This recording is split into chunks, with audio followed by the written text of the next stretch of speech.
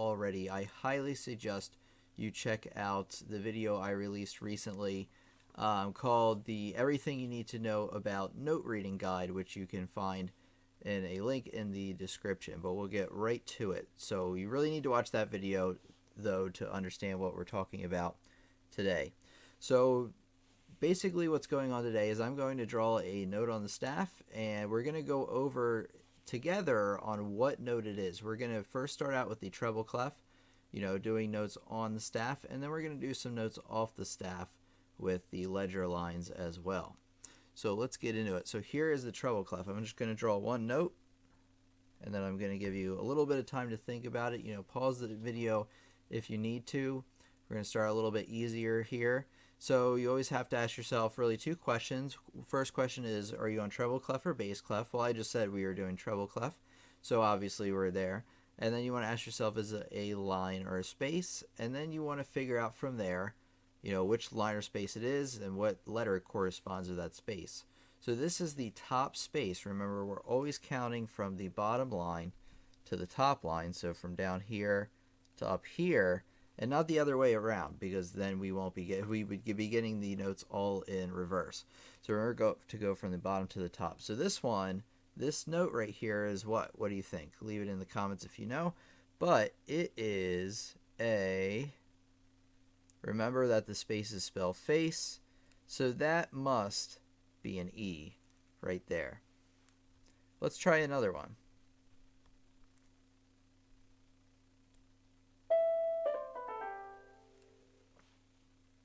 Now how about this one? So this one, is it on treble clef or bass clef? Well, obviously, right? It is on treble clef. And is it on a line or space? Well, a line's going straight through it, so it must be on a line. It's that second line of the treble clef. Pause the video if you need more time to think. This note is a G, right? Because the lines of the treble clef are E, G, B, D, and F. And then that one is the second one up from the bottom. Remember, the most important thing of the lesson we did last time was that you have to when figuring these out, you have to go from the bottom line or space to the top line or space. Let's try another one.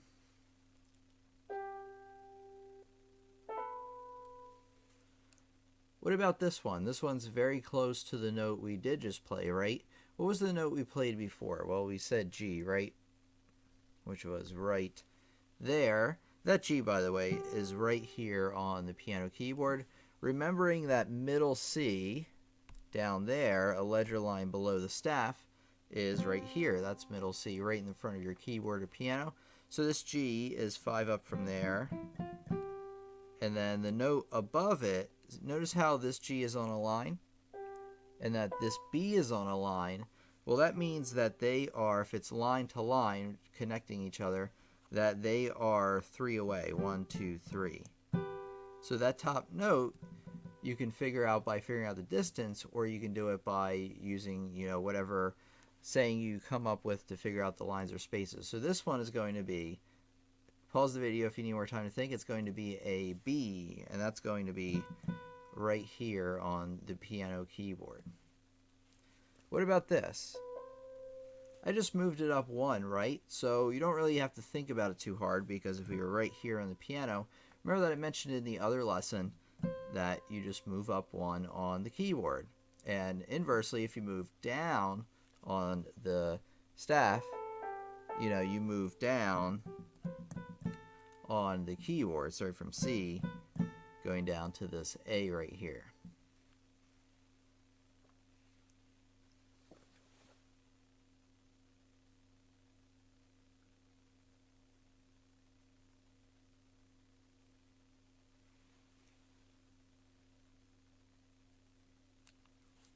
Okay, thanks for helping out, Rich, because I missed a question, and I like to kind of get into the lesson a bit, but no, the questions are great. Okay, so let's take a look here. We're going to do a couple of more. So here we go. What if I draw a note right? Actually, let me draw a few notes. Let's draw 3 notes. Because that's realistic, right? In music, a lot of times we see notes in clusters. Otherwise, it wouldn't be music. It would just be notes. Let me get that in frame for us. There we go. So here we go. Remember that I mentioned that if it's on a what we call a ledger line, the lines that they add as we move down below the staff or above the staff, the first ledger line is going to be C. And that's middle C, right? Right in the middle of the keyboard. Well, it's going from line, right? And this next one's a space, and they're touching. Well, that means that they touch on the piano keyboard too. So if this one's C, this one's definitely D, and this one's E. They call this kind of motion stepping motion, by the way. Okay, now what if it was like this? Well, you see how it goes now from line to line to line? Well, that skips, right? Because it's skipping over the spaces.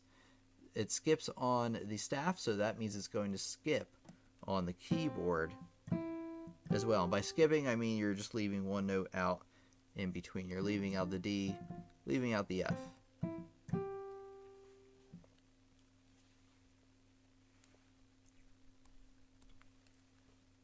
Okay, let's try just one more thing with the lines and spaces of the treble clef.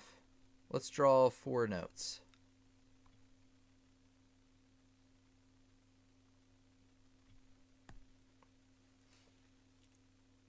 Okay, here we go. We have 4 notes, going across here. Our first note, top space of the treble clef, that is going to be the last letter in face, which is E. So you have E, and that E, right, that's not going to be this E. This E in the middle of the keyboard is on the bottom line down here. It's a lot closer to middle C. That's how you should think about when, how far away things are from middle C is what you should think about when determining how far away they are, right? So you can tell right away that this note right here is pretty far away from middle C down there. So you know that it has to be the E up here. So that's just one way you figure that out. So you have E, right? You see how it goes from space to space to space? Well, that means they skip again, right? So they go.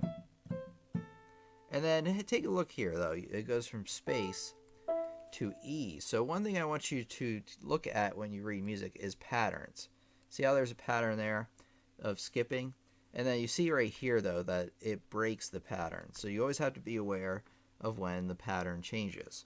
Because a lot of times in our mind, we'll see something and it will continue to fill it out.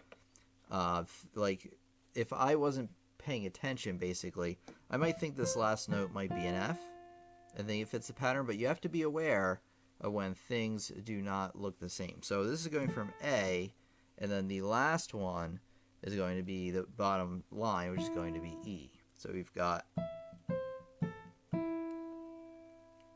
And then a lot of people ask me about fingering. I'm just going to kind of fit this into here.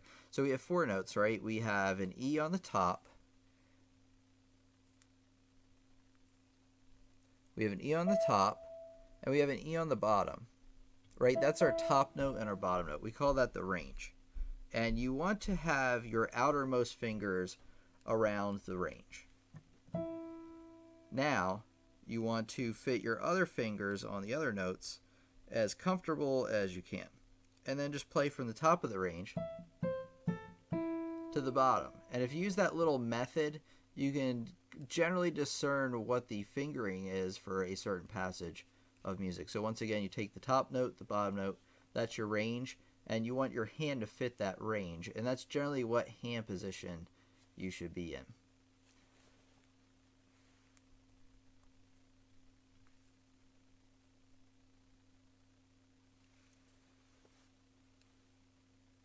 All right, bass clef time. You can continue to ask questions in the comments if you want. Just letting you know that I will probably get to them at the very end of the lesson. All right, here we go. So now we're doing some bass clef ones, right? So we have a note right here. What note is that? Let's make it a little bit larger for us. What note would that be? Well, that note is the top space of the bass clef. That has to be G, right? Since the saying is all cows eat grass, G for grass. So that's G.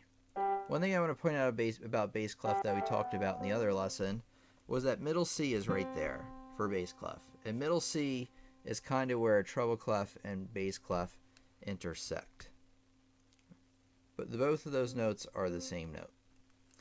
Okay, so we have middle C here, and then as you move down a note, I move down that way. So a lot of the notes in bass clef are from middle C downwards. Like right there, what note is that? Well, that's C, right? So it's all cows eat grass, or that's the saying we use. That C has to be right here, right? Since it's definitely not middle C. Middle C is up there. You can see that there's quite a range between those two notes of an octave. So always be aware of how far apart notes are. Okay, what about this one? Now we're on a line. We are on the third line up, so remember that the lines of the bass clef are good. Well, if you do the saying, but it's G, B, and then this middle one is going to be D. And that D is down here. All right, we're going to do a couple more. Let's do 4 across now.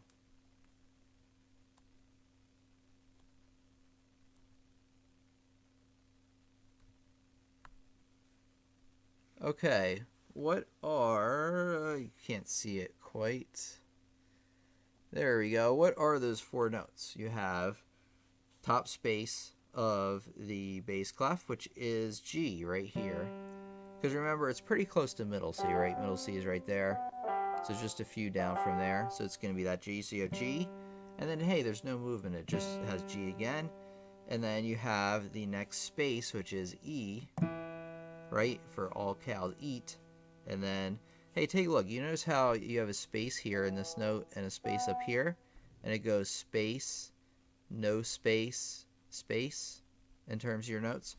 Well, that means that you're actually going to be skipping twice. So you take E, you skip over F, you have G, you skip that over A to hit B. So that last one must be B. Another way you can think about it is that note is awfully close to a note we do know, which is middle C. So that one has to be B. It's right underneath it. So you also want to be using anchor points to determine where other notes are. So say you had this note up here, or down here, sorry, we're in bass clef, and you're like, man, I don't know what note that is, right? It's below the staff. I'm not as familiar with that. The number one thing you want to do is find the closest note you do know. That happens to be G, right here, and you just go down one. That tells you your answer.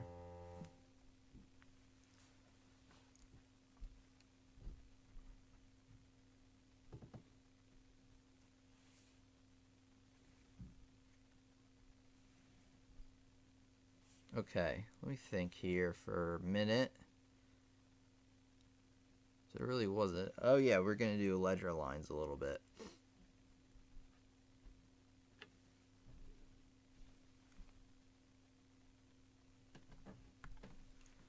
Okay, we're going to practice a few ledger lines. We're going to start with the treble clef. This is a line above the top line of the staff. That's one way I would think about it. What note is this? So pause the video if you need and think about it. And, you know, unpause it when you're ready. So this note right here is, how am I going to figure this out, right?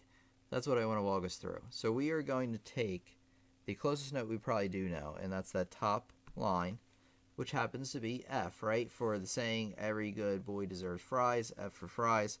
And that note is going to be kind of far up, right? Since middle C is a far cry from that note. Middle C is way down there. I'm not sure why I wrote it like that, but there it is.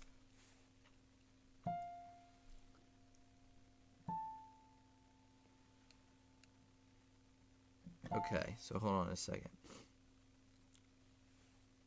So once you have the F there, you just go up 2, right? Since you're going from line to line. And remember when I said whenever you're going from line to line to line, space to space to space, you're going to be skipping notes. So you have F, you skip over G, skip over A. Now why do I say skip over? Well, when you have A up here, if I move that down, that note's right next to each other. And then when I move it one more, you skip over the note that we just had.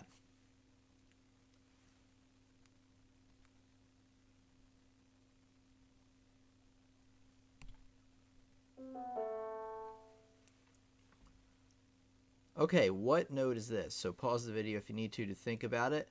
How are we going to figure out this note? So let's think about it. Let's pick the closest note we do know, which is probably middle C. Oops, that is not middle C, that's D. There's middle C, right? So here's middle C. And hey, we're going from line to line again. So this note must be, if you skip down over B, right on to A.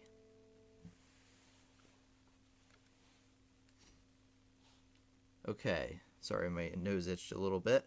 So here we go.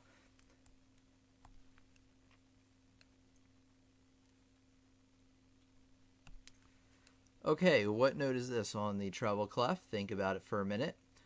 And pause the video if you need to. Of course, if you're watching this in the live stream, you can't do that. But anyway, this note has to be, if it's close to a note we do know, F. Those notes are touching, right? Since if I move this F over, see how they're touching? So F up to G. That note must be G right there. Okay, we're going to do a few ledger lines for the bass clef. What note is that? Is it middle C? You may be thinking, well, it looks like middle C, right? It's the exact same place Tim said middle C was in. It's really weird to refer to myself in the third person, but anyway, you may be thinking that. Well, that's not middle C, because remember, middle C for the bass clef has to be up here, because a lot of people get that confused. Also, middle C is down here for the treble clef. So if I draw a middle C here and a middle C here, these two are middle C, right? And think about it this way. It's at the bottom for the treble clef because the middle of the piano is low if you're coming from the top.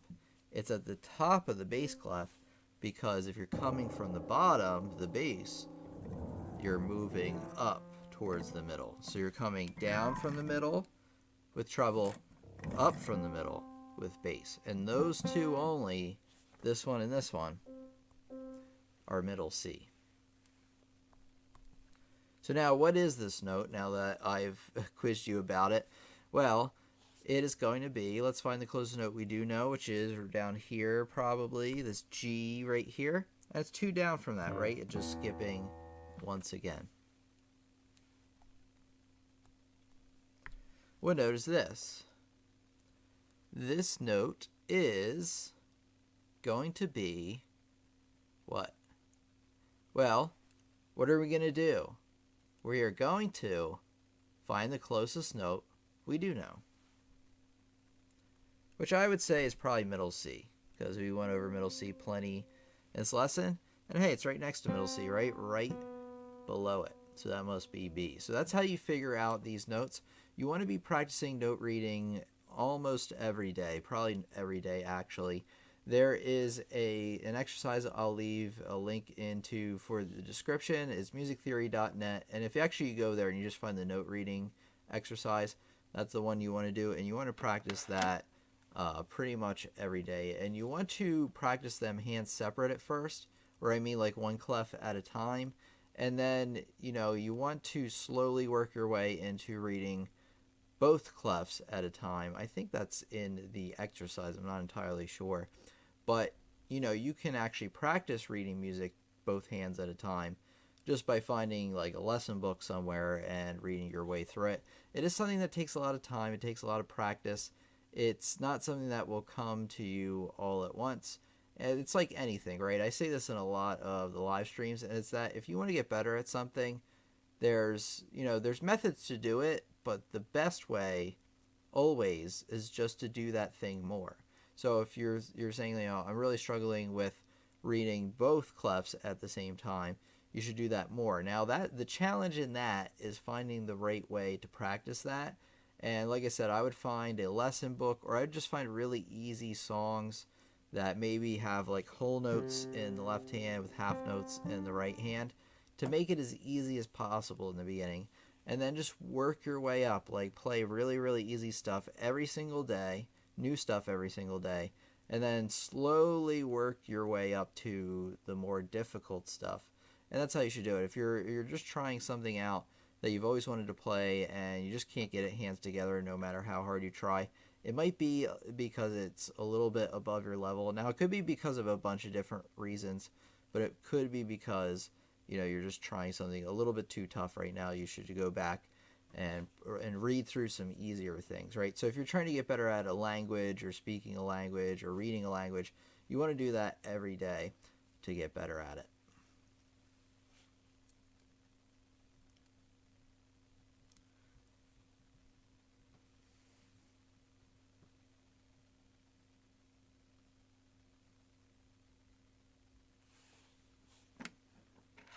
Okay, everybody, it seems like we have some people here today. Some questions here. That's the end of the main part of the lesson. So this is really like a part 2 to the lesson we did last time. So if you found that it was very similar, that's why. And we were just doing a little bit more practice today because this note reading is very, very important in being successful as a pianist. And even if you are already decent at note reading, you can never be too good at it. You want to be getting these things, really snappy, really quick. But it does take time. Okay, let's see. Is there a circle of fifths cheat sheet that will just tell you all the notes that are related, where another are best suited versus the bad notes? Ooh, let me try to decipher that. Is there a circle of fifths cheat sheet that will just tell you all the notes that are related, where you know what, a scale book would probably be the best for that. So what you want to do is you want to find a scale book. There's one on Amazon called Scales and Arpeggios, if you type that in, or like a piano scale book or something like that. Or you can find scales online. Just type in major scales or something like that. You find the scale that you want to write your song in or play your song in. So say the key of D major. And then you open up your scale book to the D major scale. And what a scale is a scale puts all of the notes that exist within a key, with the sharps and flats included, all in line for you. So that's why C major has 0 sharps, 0 flats. And the C scale is the same way, because the C scale is if you put all the notes in the key of C in order, starting from C, in musical alphabetical order up to the next C. So that's how it works. So find a scale book, find whatever key you're looking for, and then that will tell you. Try to find one with majors and minors, because for every key signature there's a major and minor equivalent. So that's your cheat sheet. I would just find a scale book. Now, I recommend learning the circle of fifths. I do have a really good circle of fifths lesson that I made a couple of months ago, I think, or at least a few weeks ago. That was really good. It was a really big hit, actually, and I think it was a really good one. So check that out if you want to, learn it for real and practice it and get it all in your head. That's what I recommend. If you're looking for a cheat sheet, then the scale book is the way to go.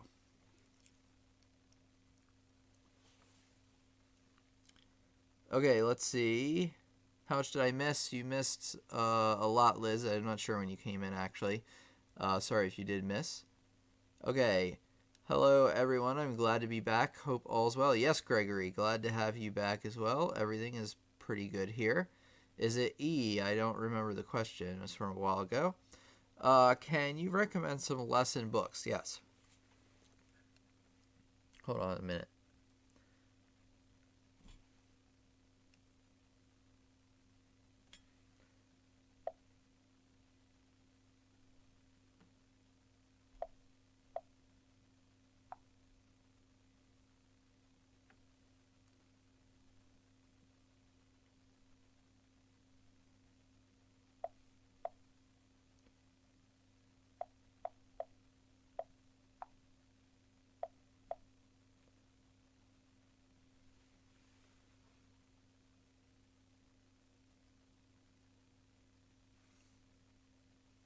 Okay, just give me a second. It should be loading up here. Okay, so assuming you're an adult or you are at least a teenager, maybe late teens. I've had some teenagers even have success. Maybe 14, actually. I've had some 14-year-olds, 14 and up, who start on the series, and they usually do pretty well. So the Alfred's Basic Adult Piano Course, level 1 is what I recommend you start with. And these are just really great at taking you basically from nothing And then there's a level 2 and a level 3 that takes you through. And it provides a lot of good songs to practice through as well. And there are a lot of others too.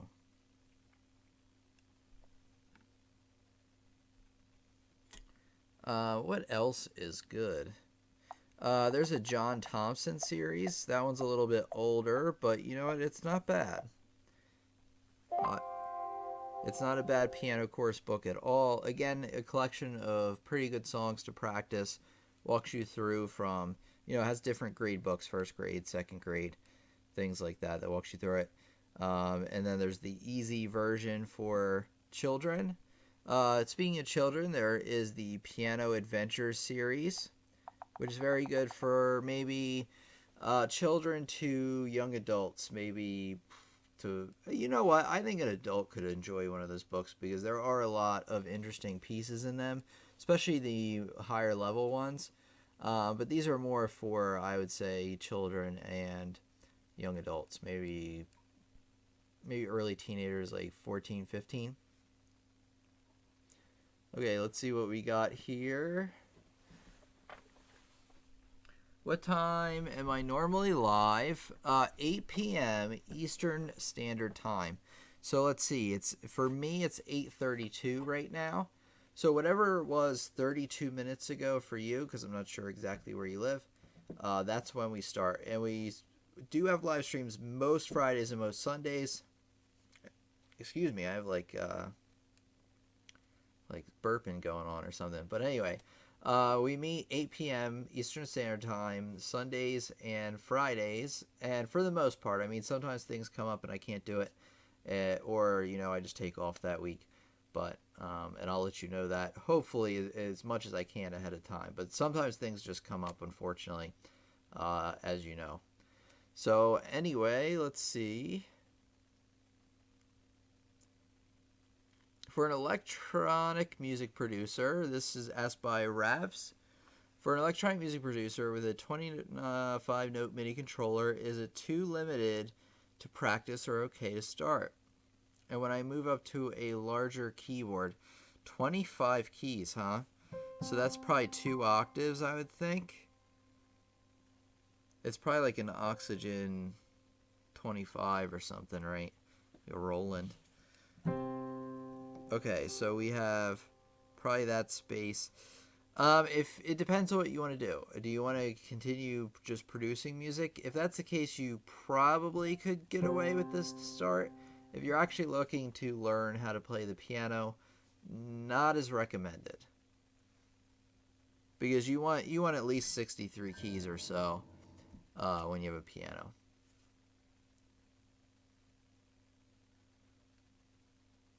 I'm okay incalcent. I apologize if I'm messing up your name. I'm really good at reading treble clef, but I suck so much at bass clef. So the number one piece of advice I have is what? What do you think? I said it earlier. It's a key to everything. So if you really suck at something or you're really bad at it, rather, you should do that thing more often. So practice just your bass clef. Actually, I would start out every practice session doing that. Just practice something with your left hand with your bass clef. Practice note reading, online or something like that, or get some flashcards. Just the bass clef first when you first sit down to practice. And that way, you're spending the time on it you need to adjust that skill. I struggled a lot with the bass clef when I first started learning many, many years ago.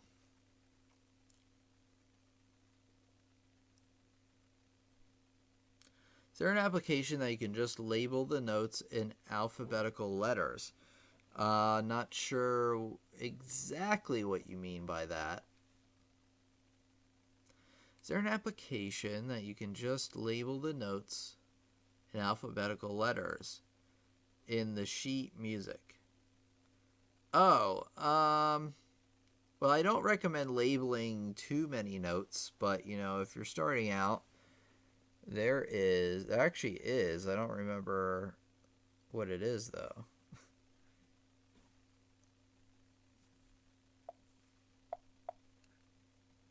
Oh. Yeah, I actually have to buy this because I had the demo version. But this is called Drawboard PDF. You can get it from the Windows Store. I apologize if you have Mac because I'm not familiar with one there. And you can mark up notes and stuff like crazy. So I can draw on this. And then I can save this copy. Like I can obviously write in the notes here as well. There's definitely a way, I'm sure, at least, to change the pen. Yeah. Yeah, so like if the pen is too thick for you and you're writing and you're like, "Oh man, that's just way too big." You can change it.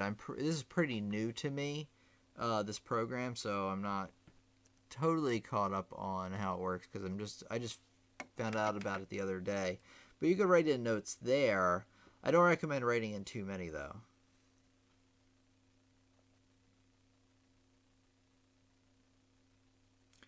Yeah, you don't want to label every note. You could probably get away with labeling a note here or there. Rich is catching on. Rich knows all the tips. What is the best way to learn piano and play piano by ear? Ooh, I had a lesson about this. Not about playing by ear, but the best. Oh, did I? I don't even know if I edited that. I think I still have that in the like queue to be edited. I have a lesson that we did a live stream on the best way to learn piano, and a lot of it really had to do with setting goals, practicing every day. It wasn't like any sort of like super secret stuff other than, what some of it was obvious, but some of it wasn't. There was other tips in there. So look forward to that video, but I can tell you that it was about setting goals and practicing regularly and making sure you practice at least a little bit. It's better to practice a little bit over a long period of time than it is to practice a lot all at once. And play piano by ear.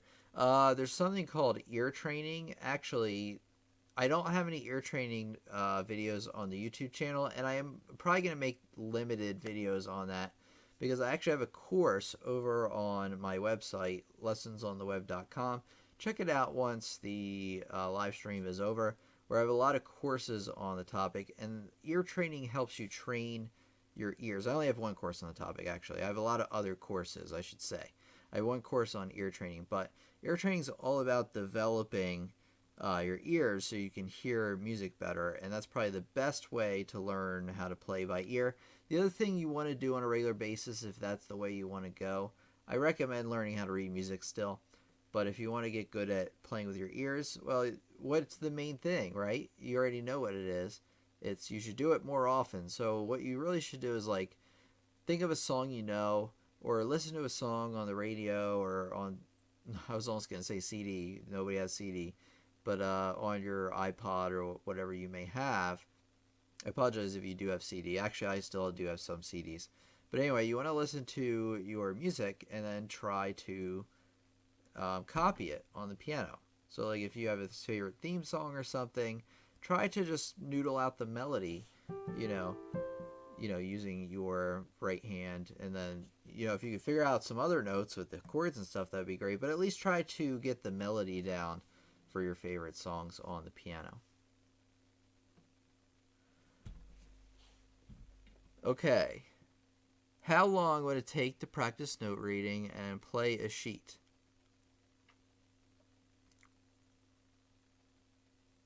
How long would it take to practice note reading and play a sheet? If you don't know anything about note reading, you could it depends on what the sheet is, to be honest with you. If it's easy, like if you're trying to learn Jingle Bells or Happy Birthday or something, you could probably learn how to read music and play your first sheet music within probably a couple of weeks. Within the first day, you could probably read through a line of music or maybe a page of music, but it depends on how fast you pick it up. Oh, you're very welcome, Gregory. Looking for an 88 weighted key keyboard. Any suggestions? Don't want to buy one. And the actions feel bad. Yes, you don't want to buy one without weighted keys or something like that. My keyboard is the Roland RD700, or any Roland keyboard for the most part are terrific. Depends on your budget. If you have a lot of money to spend, or a fair amount, you want to go for a Roland. That's like maybe a couple thousand dollars. If you have a few hundred, I would go for a Yamaha. Rich bought a Yamaha 88 key. I think he likes that, and I do recommend that one. I took a look at it a while back on Amazon, and I saw the reviews, and I've played similar keyboards before, so that one is a good one.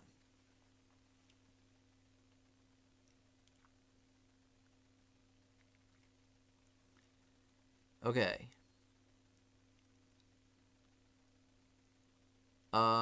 Let's see. Do you think Hannon is a good book to start practicing with? To start with? Or do you mean a good book to start adding into your practice routine? It is a very good book to add into your practice routine.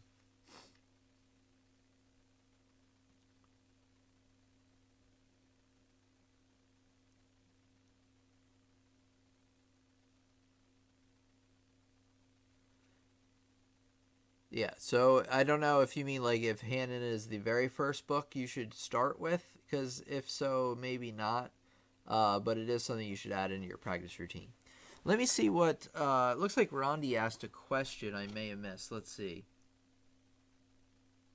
Yeah, Rich is right about that, yeah. I did catch that.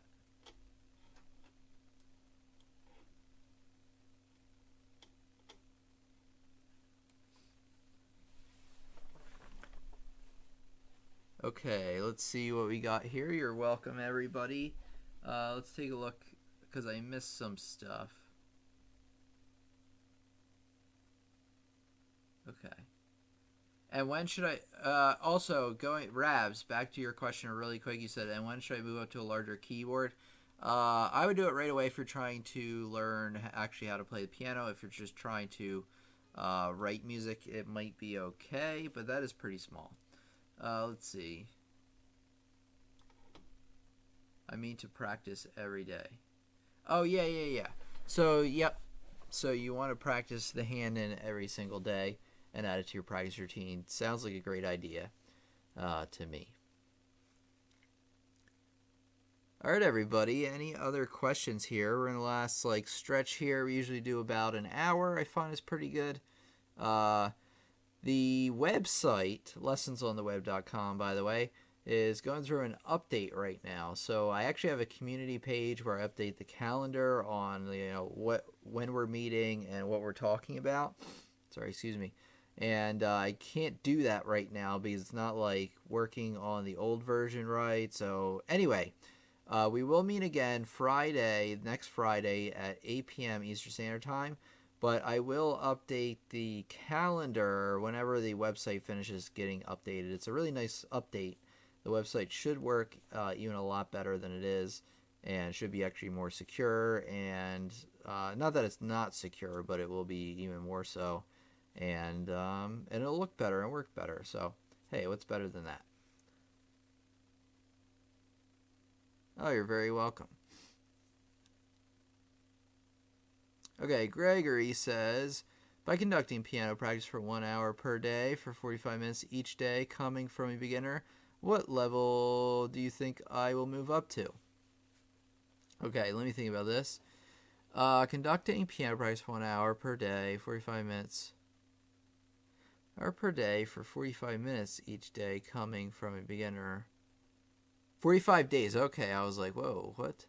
1 hour for 45 days? You could probably, it's hard to say. It depends on what kind of beginner you are. If you know how to read music and stuff already, you could get pretty far in 45 days. I think you could at least, it's really hard to say. It's really hard for me to give you a definitive answer on this because it depends on a lot of things. But if you, let me put it this way. If you spend an hour a day for 45 days on piano practice, you will notice a pretty considerable difference. A pretty large difference is what I want to say, but like I said, it depends on other factors. But I want to say you definitely will see a difference if you put that time in. That's a pretty decent amount of time for a beginner, and you will definitely see yourself move up to that next level.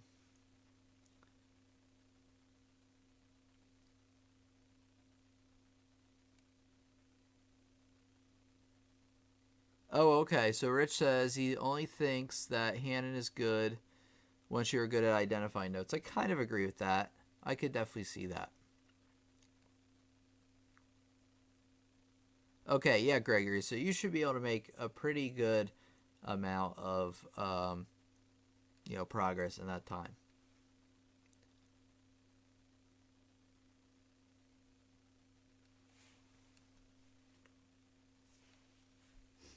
And then before we go, everybody, in a few minutes, not quite yet, I want to let you know that I set up a Patreon for Lessons on the Web. If you don't know what that is, Patreon is just a way of it's like basically, I would think about it like this, is like a tip jar.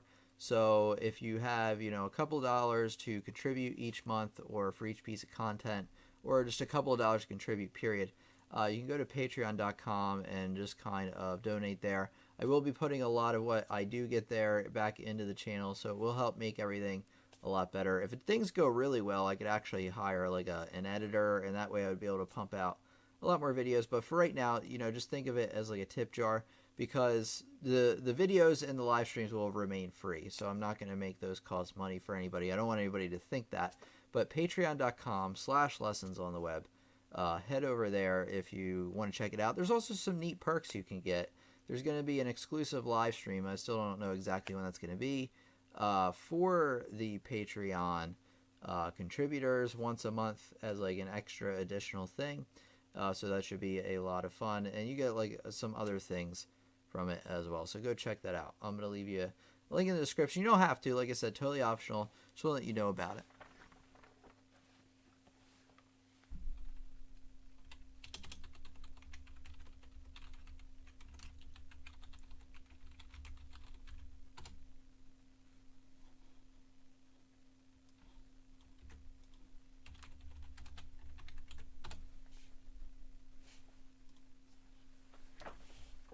There we go. Just testing out the link there. Yep, it works pretty good.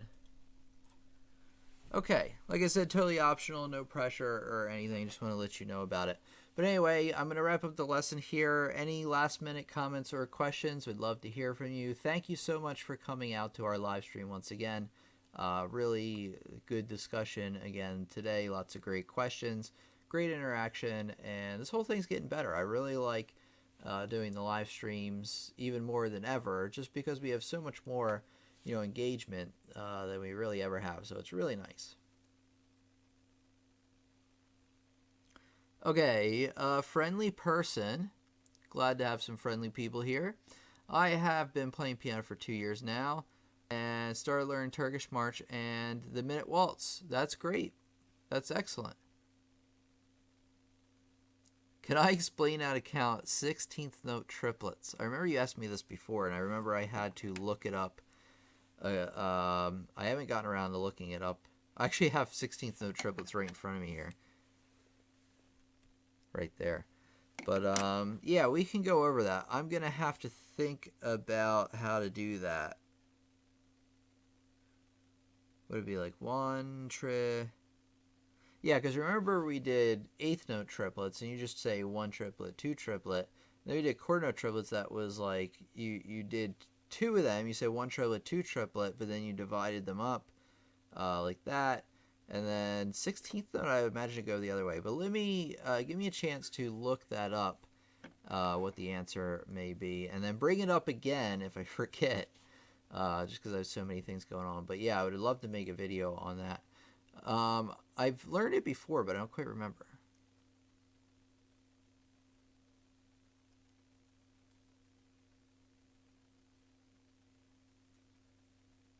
Oh, asked about right, quarter note triplets before, but I thought you had asked about 16th note triplets, and I forgot. But maybe that was something else. I learned from your videos. Very good.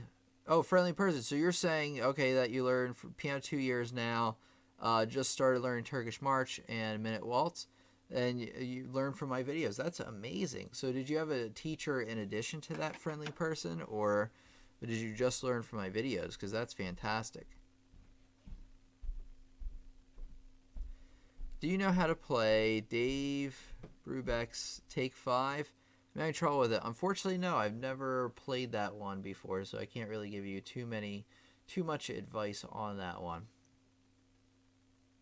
I'll tell you what though, if you friend me on Facebook, you can send me private messages. You can also email me, tim@lessonsontheweb.com. That would work pretty well. But Facebook is even better because it's actually like the communication tool I use for this stuff. If you get on Facebook and you get like a screenshot of your music and you send it to me, I mean, you can do it through email too, but preferably Facebook. I will, like, once I get a chance, I usually do it within a couple of hours, maybe a day or two tops, but I'll give you some advice that I have on it.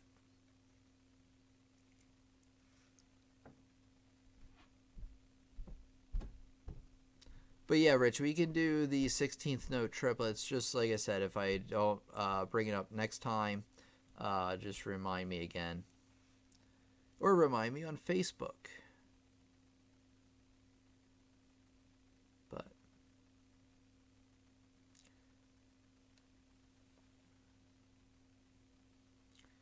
all right, let's see what we got here. Oh, my Facebook name. My Facebook, the page for lessons on the web. So if you go to, let me give you a thing here. Oops. Give me a second here, everybody.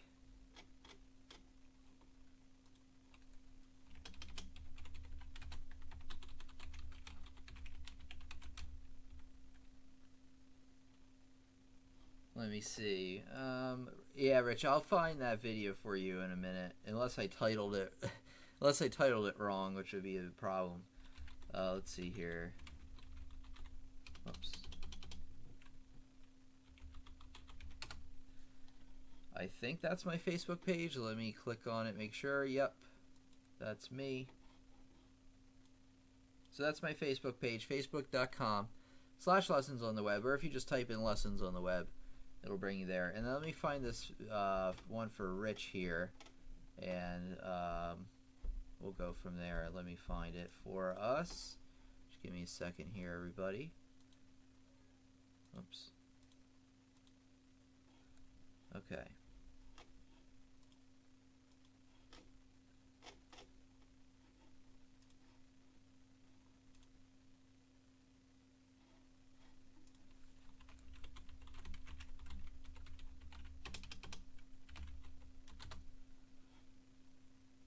Okay, let's see.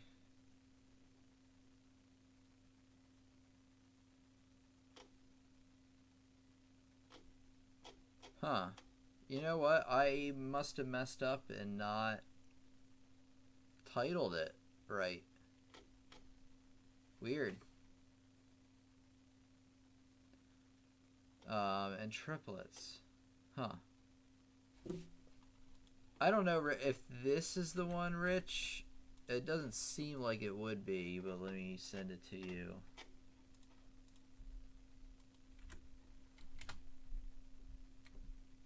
Yeah, I think that was back when we started doing streams like earlier, and I wasn't titling them based on what the subject was, which was kind of dumb.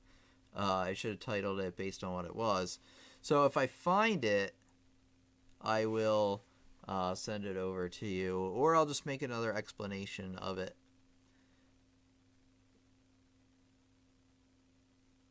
Oh, nice. Me and my friend are in high school and doing a Take 5 duet. She plays violin. That's terrific.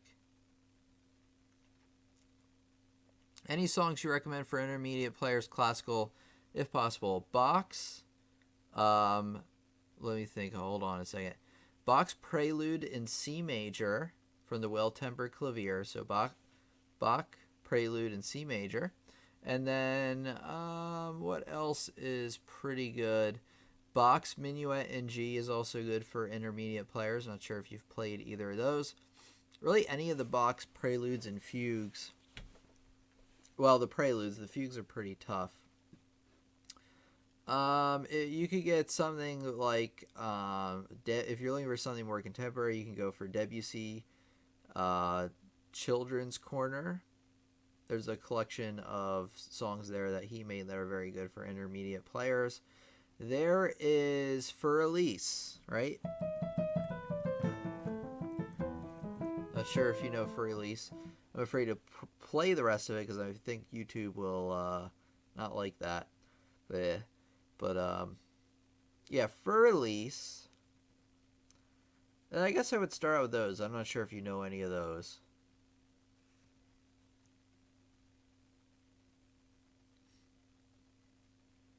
Do I play any jazz? A little bit, right?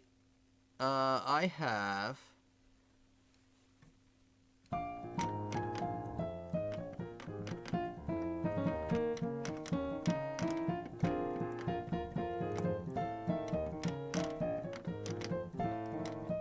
I have some experience playing the blues, and I have played some jazz pieces, and in jazz band before growing up, but not so much of a jazz player currently.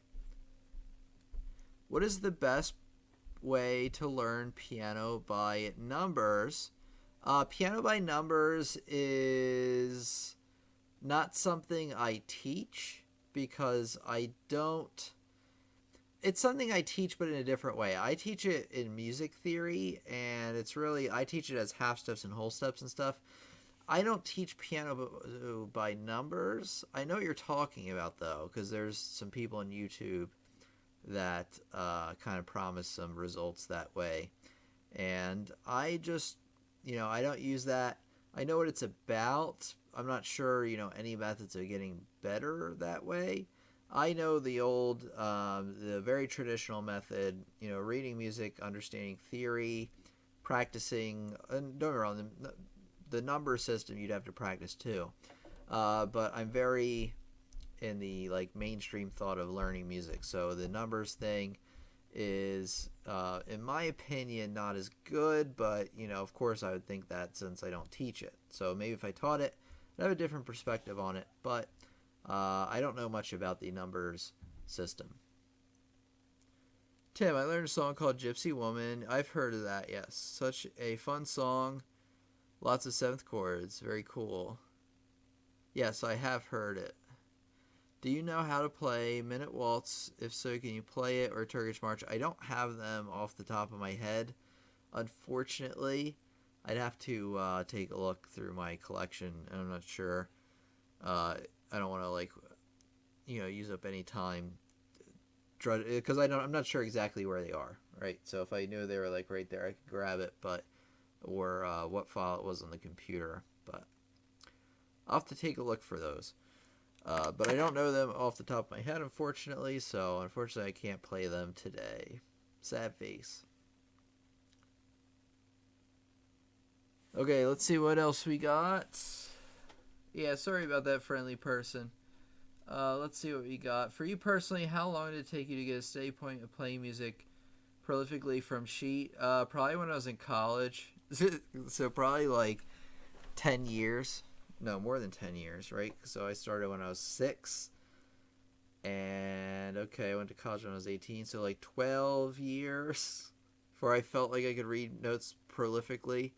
And then even in college, I got better. So honestly, it could take a whole lifetime to get super, super, super, super good at note reading. Don't get me wrong, you can get very good at note reading within a couple of years, but as you do it more and more, you're just going to get better and better at it. So even as you get further in the future, you look back and say, oh, you know what? I wasn't quite as good at note reading as I thought back then. I mean, actually a lot better now. So it takes time. And it's something that you'll never stop progressing at least hopefully. Hopefully not, so long as you continue to practice. Any big plans for the future of the channel? So I've spent a lot of time thinking about the channel and not thinking about the channel, only because I spent a few days just kind of doing other things other than working on the channel, because I was feeling a little bit overwhelmed, I guess, but that's really just a collection of everything else that's going on. But I just kind of relax, because I feel like if I take some days off every once in a while to not think about something, I get better ideas. So I still have the idea of getting collaborators on board, like you had mentioned. What's her name, Alicia from Piano TV. So I'm still very interested in doing those, whether it's in the form of a podcast, or maybe I'll just have them on the live stream at first, just to kind of get into it a little bit. That's a very high possibility. In fact, that will happen within the next few months, for sure. And then in terms of videos, like I said, I'm still drafting out what videos are gonna come next, and because you have to kind of plan it out carefully as I'm learning, because I was putting out, you don't want to put out too much of the same content like for weeks and weeks and weeks at a time. You want to like kind of chop it up based on what your goals are for the channel. So there's that. I updated the banner image you may have seen. It looks a little bit more friendly and attractive now, I think, than the other one. The other one was like very black and white piano kind of thing. This one pops a little bit more, still looks professional. I think also tells you everything you need to know about the channel, like the posting schedule, when the live streams are, and things like that. So I have put work in that way. That's actually one thing I did. Is I just stopped like thinking about the videos for a few days, and I actually started working on, like some of the graphics, some of the other like creative stuff, just to kind of give myself a break. But it's still the same direction as before, where I'm going to head into doing collaborations with others and making videos that, hopefully everybody can get something out of. And trying to do videos that I've already done, but in a different way. Because some of the videos I made are very old. You know what I mean? Like that very first video I made, piano lesson number 1. That's a very old lesson. So I've obviously taught that same stuff like a few times on the channel. But I always like try to add something to it each time, so it doesn't seem like I'm putting out the exact same thing. But, the stuff needs to be updated every so often. But yeah, I'm just going to keep coming out. Basically what you can expect from the channel are, videos like we did tonight where we practice something, note reading or something like that. Tips videos like we talked about, 5 tips on not giving up on playing piano, things like that. And then, of course, your normal rhythm, music theory. We had a great Circle of Fifths video a few weeks ago.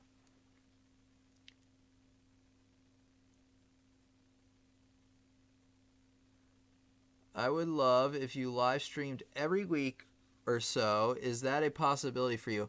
I do live stream almost every week. Now, the last few weeks I've had a lot of trouble. I've had some like personal family things go on that I would just prefer not to discuss right now. But other than that, I've been pretty good about having them almost every week, meeting up on Fridays and Sundays. So Fridays and Sundays, 8 p.m. Eastern Standard Time. For the most part, I'm going to do my best to be as consistent as possible. We do take off a week every once in a while just to give myself a break. But yeah, we're shooting for as consistent every week as possible. Oh, did my Zelda vid get pulled down? I don't think so.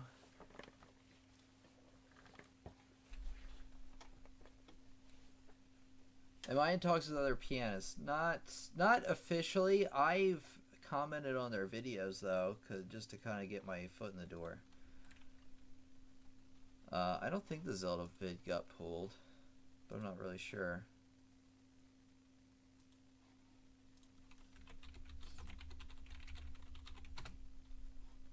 Okay, that one I found.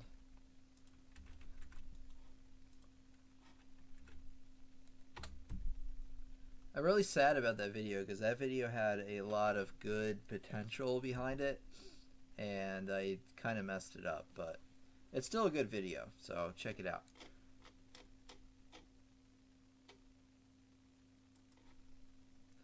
All right, everybody. You know what? It is 9 o'clock. I think we've gone through a lot of questions, a lot of great questions, by the way. It was so much fun teaching everybody tonight. And everybody have a great week. So thanks for being a part of our community. Always welcome to come back to the next live stream. I'd love to have you back. And yeah, so I hope you enjoyed our lesson and have a great week. I'll see you next Friday. Or I'll see you in the next video. All right, so long, everybody. Bye-bye. Oh, and I said I messed it up. I didn't edit it correctly. So I left in a lot of fluff and stuff, especially in the beginning. Actually, I had edited this after this, and it did make it perform a little better. But what happened was there was a big drawn out section in the beginning, And so a lot of people were leaving the video right away, and they didn't give the video a chance, I think. And so, like, the viewing score, the audience retention score and things like that were really low on it, so it didn't perform all that well. So that's how I messed it up, but it's still a good video. And like I said, I had made some changes to it to make it better, but I just feel like I could have made that one, hit off a little bit better. Sometimes it's the video. Like, don't get me wrong, the video is the most important, how the video is laid out, how it walks you through the lesson. But how you post the video is also very important. Like, when you post the video, is there anything wrong with it that's making people leave the video? Because that's a huge problem. That will make the video not perform so well. But anyway, everybody have a great week, great night, and I'll talk to you next time. You're really welcome, everybody. You're really welcome, friendly person. You're really welcome, Mr. Chaps. You're really welcome, Rich. Thanks, everybody, once again. So thanks for being a part of our community, and I'll check you out on the next stream.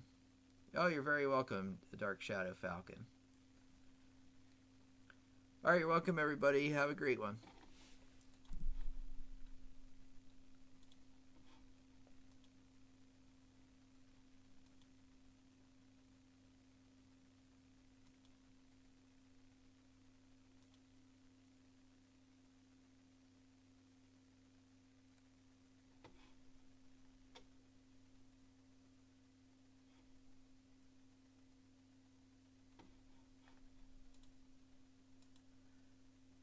Jazz-based videos, I can do some.